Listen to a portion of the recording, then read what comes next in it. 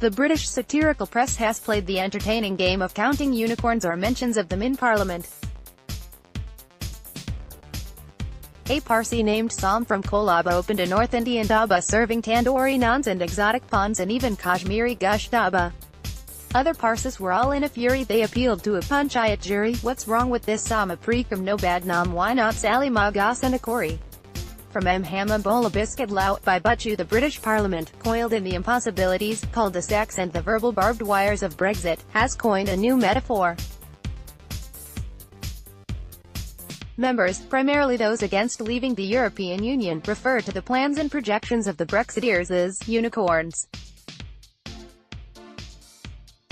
This metaphor for fantasy appears in parliamentary debates and in articles in the press characterizing the Brexiteers' projections of prosperous partnerships with India, China and the United States when Britain leaves the European Union as a myth. The British satirical press has played the entertaining game of counting unicorns or mentions of them in Parliament. The metaphor aptly sums up the flat-earth fantasy outfits, who claim to be representing a socialist or Marxist view and advocate a Britain outside the EU in order to form a front of countries which will then battle the United States. Barricades in the Atlantic, the Pacific and, of course, the US-Mexico wall. This is the fantasy wall as mammoth unicorn.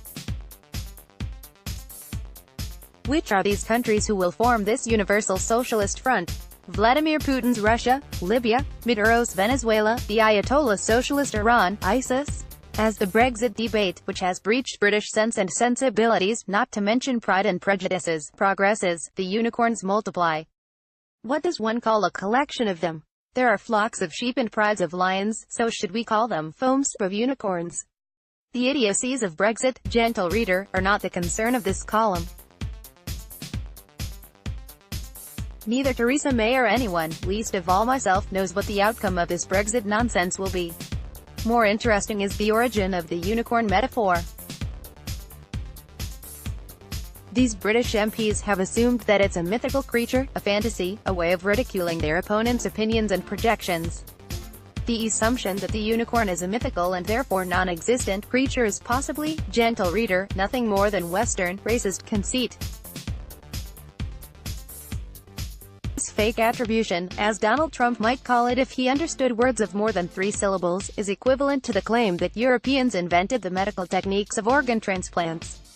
Bloody cheek. No less than our own Prime Minister, Narendra Ji, quoting the placing of an elephant's head on Ganesh after his own was lopped off, has said that it proves that we Indians were cognizant of the techniques of organ transplant long before Europe blundered upon them.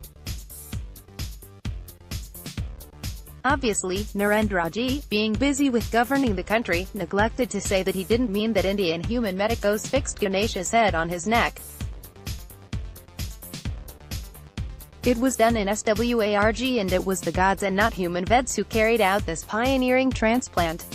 But getting down to earth, the first known images of unicorns in this wide and occasionally, or regularly, sad world is found on the seals of the Indus Valley civilization sites.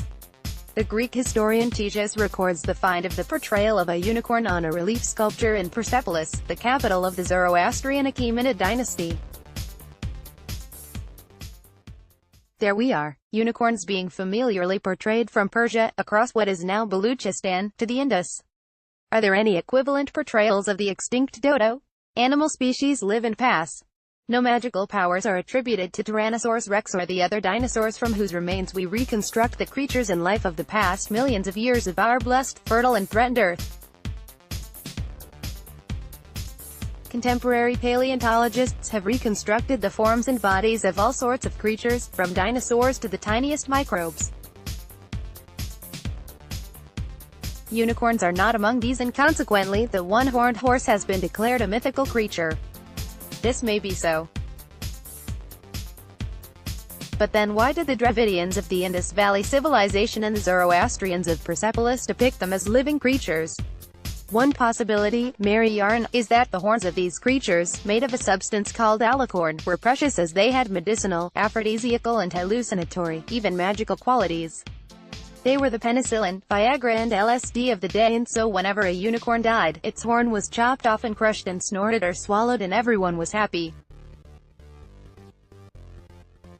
This left a horsey skeleton without a horn, which drew no curiosity from paleontologists. I mention this as a distinct possibility, but still, if we follow the wise and honourable members of the British Parliament in characterising the unicorn as the metaphoric embodiment of fantasy, the arguments around Brexit become clearer.